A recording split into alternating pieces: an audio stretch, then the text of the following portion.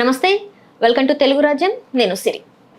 ప్రస్తుతం ఏపీలో ఏం జరుగుతుంది ఇప్పుడు చూసుకున్నట్టయితే వైసీపీ నేతలు స్పోక్స్ పర్సన్స్ అరెస్టుల పర్వం అయితే కొనసాగుతుంది. మొన్న చూసుకున్నట్టయితే వైసీపీ అధికార ప్రతినిధి కారుమూరి వెంకట్ గారి అరెస్ట్ అయ్యారు. ఆ తర్వాత బెయిల్ మీద బయటకు వచ్చారు. మరి ఇలాంటి అరెస్టులే కొనసాగుతూ ఉంటాయి. అసలు ఏపీలో ప్రస్తుత రాజకీయ పరిస్థితులు ఎలా ఉన్నాయి ఏంటి అనేది పార్టీలో కూడా జరిగే అంతర్గత విషయాలు కూడా తెలుసుకునే ప్రయత్నం అయితే చేద్దాం. సో లేట్ చేయకుండా ఇంటర్వ్యూలోకి అయితే వెళ్ళిపోదాం. నమస్తే సార్. నమస్తే అండి. సార్ ఎలా ఉన్నారు సార్? Fine sir. అంటే రీసెంట్ టైంలో చూసుకున్నట్టయితే మీ అరెస్ట్ అసలు ఒక్కసారి ఊపేసిందని అనుకోవాలి. సో ఈ అరెస్ట్ మీరు అంటే ఎలా జరిగింది ఏంటనేది అందరూ చూసారు, అంతా తెలిసింది. కానీ ఇప్పుడు ఎలా ఉండబోతుంది అసలు నెక్స్ట్ ఇప్పటి నుంచి వెళ్ళి మీ కార్యాచరణ ఎలా ఉండబోతుంది? మరిన్ని అరెస్టులకి సిద్ధపడే ఉన్నామని చెప్పడానికి దాంట్లో ఎక్కడ వెనకాడేటటువంటి పరిస్థితి లేదు. అంటే మరిన్ని అరెస్టులు అంటే సార్ ఇక్కడ నాకు అర్థం కాని విషయం, వైసీపీ వాళ్ళు ఏమైనా తప్పు చేశారా? మరిన్ని అరెస్టులకు మేము సిద్ధపడి ఉన్నామని అంటే నేను మీతో నాకు తెలిసి అనేక ఛానల్లో డిబేట్లో పాల్గొన్నా. అవును సార్. నేను ఎక్కడైనా తప్పుగా వాడిని కొడతానో తిడతానో పేకలు విసి చంపేస్తానో చెప్పులు తీసుకొని అంతా నేను ఎక్కడ అనలేదు కదా. నేను ఖచ్చితంగా సబ్జెక్ట్ మీదే మాట్లాడతా, బట్ దాన్ని కొంచెం ఘాటుగా సెటైర్లతో మాట్లాడుతూనే ఉంటాను. అంతమంది నేను ఎక్కడ తప్పు మాట్లాడా? ఇప్పుడు నేను ఇన్ని సంవత్సరాల నుంచి డిబేట్లు చేస్తున్నా. ఇప్పుడు నన్ను మొన్న అరెస్ట్ చేసింది కూడా నేను ఏమన్నా తిట్టానో కొట్టానో లేదు ఇంకో కేసు కాదు. నేను పరకామని అంటే తిరుమలలో పరకామనిలో చోరీ జరిగినప్పుడు అక్కడ పట్టుకున్నటువంటి పోలీస్ అధికారి సతీష్ కుమార్ అనే అతను ట్రైన్ పక్కన పడి చనిపోయింది మనం చూసాం. ఆ రోజు కూడా నేను రియాక్ట్ కాల. మరుసటి రోజు సాయంత్రం నేను మాట్లాడా. ఎందుకు? ఏదో ఒక ఆధారం లేకుండా మనం మాట్లాడాం కదా. సో ఆ రోజు బీహార్ ఎలక్షన్ రిజల్ట్ వచ్చిన రోజు, అది బీహార్ అండ్ జూబ్లీ హిల్స్. ఆ రోజు ఉదయం ఒక ఛానల్లో, అంటే ఇప్పుడు టీటీడీ చైర్మన్ నిర్వహిస్తున్నటువంటి ఛానల్లో ఒక యాంకర్ ఆ రోజు చనిపోయినటువంటి రోజే, అంటే సతీష్ కుమార్ చనిపోయినటువంటి రోజే ఎఫ్ఐఆర్ కూడా ఇంకా కట్టక ముందే అతన్ని లేపేశారు అని డైరెక్ట్గా మాట్లాడాడు ఒక యాంకర్. ఎలా మాట్లాడాడు? రెండోది, అదే రోజు వాళ్ళ టీవీ ఛానల్స్లో అదే తెలుగుదేశం పార్టీ సంబంధించినటువంటి అధికార ప్రతినిధులు వైఎస్ఆర్సీపీ వాళ్ళు లేపేశారు, గొడ్డలు పోటు అది ఇదని మాట్లాడారు. మరి ఎలా మాట్లాడారు? ఎఫ్ఐఆర్ కట్లా, పోస్ట్ మార్టం రాలా. నేనేమన్నాను దాని తర్వాత రోజు, అయ్యా ఈ పరకామణి కేసు విచారణ సందర్భంగా సిట్ అధికారులు ఇతన్ని వేధించినట్టుగా, సిట్ అధికారులతో ఒక లక్ష్మణరావు అనేటటువంటి ప్రైవేట్ గూండా ఉన్నాడని పత్రికల్లో వీటిల్లో సమాచారం వచ్చింది. ఇతను ఆ వేధింపులు తట్టుకోలేక ఆత్మహత్య చేసుకున్నాడు అనేటటువంటి అనుమానం ఉంది.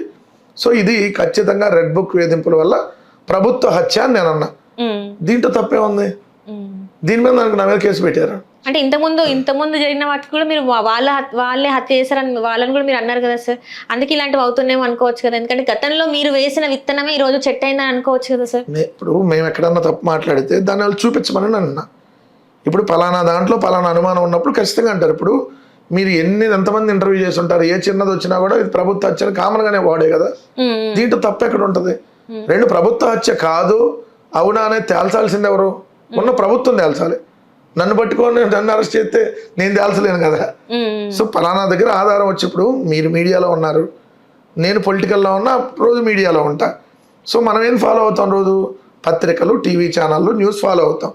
దాని ఆధారంగా మీరు నన్ను క్వశ్చన్ చేస్తారు, లేదు దాని ఆధారంగా నేను అధికార పార్టీనో లేదంటే ఇంకో అపోజిషన్ గానో ఇంకో పార్టీని నేను క్వశ్చన్ చేస్తా. సో ఇదిగో పలానా వచ్చిందా పేపర్లో, ఇదిగో పలానా మీరు భూములు కుంభకోణానికి పాల్పడ్డారంట, ఇదిగో పలానా టీవీలో పలానా నాయకుడు మీ మీద ఆరోపిస్తున్నాడని దీనితో మనం మాట్లాడతాం. దీంతో మాట్లాడినప్పుడు ఇది అవునా కాదా సమాధానం చెప్పాలి వాళ్ళు. దానికి అరెస్టే సమాధానం అయితే ఎట్లా? సో అందుకని అరెస్ట్ చేశారు.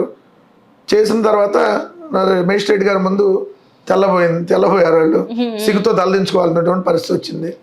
మేజిస్ట్రేట్ గారు నాకు బెయిల్ ఇచ్చారు. ఏదైతే సిఐ సిగ్గుతో తలదించుకున్నాడని చెప్పాలి. సో ఇప్పుడు నాకు బెయిల్ వచ్చింది. ఏమైంది? నేను మాట్లాడేదేమన్నా ఆగిద్దా? అంతకు మించి ఉంటుంది కదా. సో అనవసరంగా వాళ్ళు అరెస్ట్ చేసుకొని ఇంకా నా వయసుని పెంచేటట్టుగా వాళ్ళు నాకు అవకాశం ఇచ్చారు అంతే. అంటే మీ తప్పేం లేదు కానీ వాళ్ళ సైడ్ నుంచి తప్పు ఉంది అంటారు. 100% నా తప్పే ఉంటుంది. నేను మాట్లాడతా, బరాబర్ ఇలానే మాట్లాడతా. ఎందుకు మాట్లాడకూడదు? నేను పార్టీ అధికార ప్రతినిధిగా నేను ఇప్పుడు అపోజిషన్లో ఉన్నాం. అధికార పార్టీ చేసేటటువంటి దుర్మార్గాలని ఖచ్చితంగా ఎండగడతాం. ఏం దుర్మార్గాలు చేశారు సార్? ఇప్పుడు టీడీపీ ప్రభుత్వం వచ్చిన తర్వాత ఏం దుర్మార్గాలు చేశారు? అంటే గతంలో మీరు చూసుకున్నట్టయితే మీరు ఉద్యోగ అవకాశాలు ఇవ్వలేదు, ఒక ఇండస్ట్రీని తీసుకురాలేదు. ఏమంటే ఒక బటన్ నొక్కి మీరు డబ్బులు వేస్తే ప్రజలకి సరిపోయిందా సార్? అంతేనా? అంతే అంటారా? నేను అభివృద్ధి చేయలేదు అని అంటే లేదు మేము కానీ ఉద్యోగాలు ఇవ్వలేదంటే వాళ్ళకి వైఎస్ఆర్ కంటి వెలుగు ట్రీట్మెంట్ కూడా లేదు ఇప్పుడు చేయించడానికి, ప్రైవేట్ హాస్పిటల్ చూపించుకోవాల్సిందే. అభివృద్ధి అంటే ఏంటి? గ్రామ గ్రామాన సచివాలయం, రైతు భరోసా కేంద్రం, హెల్త్ క్లినిక్, డిజిటల్ లైబ్రరీ, నాడు నేడులో భాగంగా 38,000 స్కూళ్ళు, 4 పోర్టులు, 10 ఫిషింగ్ హార్బర్లు, 6 ఫిష్ ల్యాండ్ సెంటర్లు, 17 ప్రభుత్వ మెడికల్ కాలేజీల నిర్మాణానికి శ్రీకారం చుట్టి 6 కాలేజీలు ఆల్రెడీ అడ్మిషన్లు స్టార్ట్ చేయటం, అదేవిధంగా Uddanam kidney research centre hospital, విజయవాడలో అనేక ఫ్లైఓవర్లు, ఏదైతే విజయవాడలో రిటైనింగ్ వాళ్ళు, నెల్లూరులో సంగం బ్యారేజ్ దగ్గర నుంచి ఇలా చెప్పుకుంటా పోతే ఇది అభివృద్ధికి ఇండెక్స్ కాదా? కొప్పర్తి ఇండస్ట్రియల్ ఏరియా, ఓరవకల్లు పారిశ్రామిక వాడ, ఇవన్నీ జగన్మోహన్ రెడ్డి గారి హయాంలో వచ్చినాయి కదా. శ్రీ సిటీలో అనేక కంపెనీలు జగన్మోహన్ రెడ్డి గారు ఉన్నప్పుడు వచ్చినాయి కదా. ఇదే విధంగా చూస్తే NTPC, ReNew energy, Greenko, ఇలా చెప్పుకుంటా పోతే ఇప్పుడు వీళ్ళు పేర్లు మారుస్తున్నటువంటి Google data center, Adani data center పేరు మార్చి ఇవన్నీ మా హయాంలో వచ్చినాయి కదా.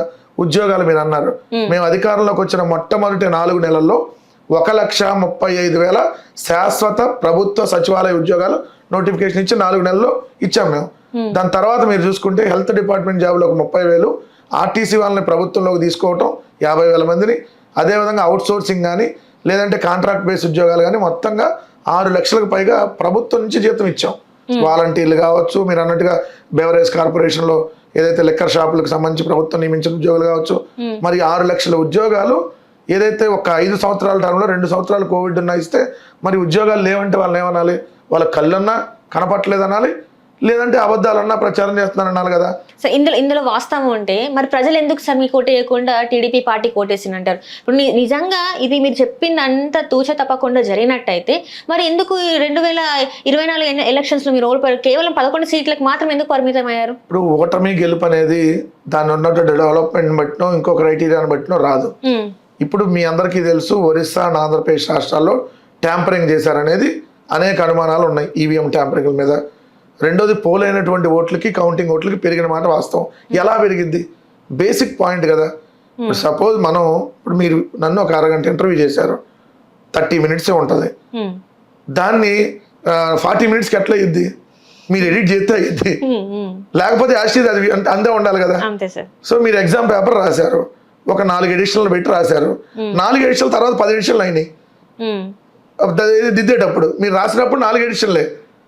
పేపర్ కౌంటింగ్ అంటే పేపర్ దిద్దుతాం కదా, ఆ పేపర్ కరెక్షన్ చేసేటప్పుడు ఇంకొక 6 ఎడిషన్లు ఎక్స్ట్రా వచ్చినాయి. ఎక్కడి నుంచి వచ్చినాయి? తర్వాత రాసి అంటిస్తే వస్తాయి, రాసి దానికి పెడితే. సో అట్లానే పోలైన ఓట్లకి కౌంటింగ్ ఓట్లకి మీ ఊర్లో 500 ఓట్లు ఉంటే 450 పోలేని అనుకోండి, 450 ఉండాలి కదా. 449 ఉండకూడదు, 451 ఉండకూడదు. మరి 48 లక్షల ఓట్లు 12% ఎక్కడి నుంచి పెరిగినాయి? సో పోలైన ఓట్లకి కౌంటింగ్ ఓట్లకి డిఫరెన్స్ ఇవన్నీ అనేక అనుమానాలు ఉన్నాయి. సో ఇది ఒక పాయింట్. లేదు మన నిజంగా దాని ఈవీఎం వల్ల కాకుండా మామూలుగా ఓడిపోయిందని అనుకుందాం. ఇప్పుడు మేము చేసిన మంచి కంటే ఏదైతే వాళ్ళు చేసినటువంటి చెడు ఎక్కువ జనాల్లోకి వెళ్ళింది. ఇప్పుడు మేము ల్యాండ్ టైటిలింగ్ యాక్ట్ అదే తీసుకురాలా, ఓన్లీ భూములు అనేది రీసర్వే చేసాం. ఆ భూములు రీసర్వే అనేది ఇప్పుడు కూడా కొనసాగుతుంది ఈ ప్రభుత్వంలో కూడా. కానీ మొత్తం ఈ ల్యాండ్లన్నీ జగన్ గారు లాగేసుకుంటారనే ఒక దుష్ప్రచారం వీళ్ళు చేశారు ఎలక్షన్ ముందు. మరి వాళ్ళ పాస్బుక్ల మీద జగన్ గారి ఫోటో ఎందుకు సార్? మరి పాస్బుక్ల మీద జగన్ గారి ఫోటో ఉంటే ఇది మొత్తం ల్యాండ్లని జగన్ గారు తీసేసుకుంటారు. ఎందుకు? అది ఇప్పుడు వాళ్ళది, జగన్ గారు వేసేది కాదు కదా, అది భూమి వాళ్ళదైనప్పుడు వాళ్ళ ఫోటోలు ఉండాలి, కానీ జగన్ గారి ఫోటోలు ఎట్లా ఉంటాయి సార్ అన్నదానికి? ఇప్పుడు జగన్ గారు నా ఫోటో వేయాలి అని ఆయన పాస్బుక్లన్నీ ఏ పాస్బుక్ మీద నా ఫోటో ఉంది దేని మీద లేదు ఆయన చెక్ చేస్తాడు ముఖ్యమంత్రిగా. కింద ఉండేటటువంటి అధికారులు తప్పది. కింద ఉండేటట్టు ఇప్పుడు ముఖ్యమంత్రిగా ఇదిగో ప్రతి పాస్బుక్ మీద నా ఫోటో ఉండాలి, లేదంటే ప్రతి స్కూల్లో నా ఫోటో, ఇట్లా ఎవరన్నా ముఖ్యమంత్రిగా చేయరు. కింద ఉండేటటువంటి అధికారులు చేసినటువంటి తప్పిదం వల్ల అది మాకు కొంత మైనస్ అయి ఉండొచ్చు. కాబట్టి నేను క్లియర్గా వాళ్ళు అనేక రకాల దుష్ప్రచారాల్లో ల్యాండ్ టైటిలింగ్ యాక్ట్ అన్నారు, 30,000 మంది మహిళలు మిస్ అయ్యారని చెప్పి ఇదే పవన్ కళ్యాణ్ చేసినటువంటి దుష్ప్రచారం. గంజాయి అని, డ్రగ్స్ అని, ఆంధ్రప్రదేశ్ అడుక్కు తిందని, శ్రీలంక అయిపోయిందని, 14 లక్షల కోట్లు అప్పయిందని, మేము వస్తే సంపద సృష్టి చేస్తామని, మేము వస్తే ఇంతకు 10 సంక్షేమిస్తామని, ఇలా అనేక రకాల దుష్ప్రచారాలు, మధ్యలో ఈవీఎంలు, ఇన్ని రకాల వల్ల మేము ఓడిపోయి ఉండొచ్చు. సో కానీ కళ్ళ ముందు కనపడుతుంది కదా ఈరోజు మేము చేసిన డెవలప్మెంట్. అదే మెడికల్ కాలేజీలో పిల్లలు చదువుకుండా కనపడుతున్నారు కదా, అదే మెడికల్ కాలేజీలో కొన్ని సగం నిర్మాణం అయినాయి, అవి ఇంకా పూర్తి అవ్వాల్సి కనపడుతున్నాయి కదా. సో మరి ఏమన్నా ఇప్పుడు కనపడుతుంది. సో ఒకటి ఓడిపోయాం కాబట్టి మీరు తప్పు చేశారని అంటే, ఇప్పుడు రాజశేఖర రెడ్డి గారు బొటాబొటిగా గెలిచాడు 2009లో. ఆయన ఏమన్నాడు, నేను చాలా బెటర్గా చేసినా, నేను పాస్ మార్కులతోనే పాస్ అయ్యాను, సాటిస్ఫై లేదు, అవును అందుకని నేను గ్రౌండ్లోకి వెళ్ళి రచ్చబండలో ఏం జరిగిందో తెలుసుకుంటా అన్నారు. సో అది తర్వాత ఆయన చనిపోవడం జరిగింది, అది సెకండరీ ఇష్యూ. సో ఇక్కడ ఎంత మంచి చేసినా ఒక్కొక్కసారి అక్కడ ఉన్నటువంటి పరిస్థితులు, ఒక 3 రాజకీయ పార్టీలు కలిపి పోటీ చేయటము, ఏదైతే కేంద్రంలో వాళ్ళ సపోర్టు, ఎక్కడైతే ఈవీఎంలు మేనేజ్ చేశారో ఓట్ల శాతం పెరిగిందనేది కనపడతా, ఇన్ని రకాలు ఉన్నప్పుడు మనం దాని వైపే చూడాలి, కానీ మీరేం చేయలేదు అని చూడటానికి లేదు. ఎందుకంటే మేము చేసాం, ఇది ఇంత క్లియర్గా కనపడుతుంది. సో గ్రామాన కనపడుతుంది. సో ఇంక చేయలేదంటానికి ఏముంది? సో ఓడిపోతే మీరు తప్పు చేశారని అంటే కాదు కదా. రైట్. హలో, తెలుగు రాజ్యం ఛానల్ చూస్తున్నారా? సామాజిక రాజకీయ జీవన చిత్రణే తెలుగు రాజ్యం. అతిశయోక్తులు అసత్యాలు ఉండవు. రాజకీయ కోణం కాదు, ప్రజా కోణమే కొలబద్ద. తెలుగు రాజ్యం వీక్షణ మీ ఉత్తమ అభిరుచికి నిదర్శనం.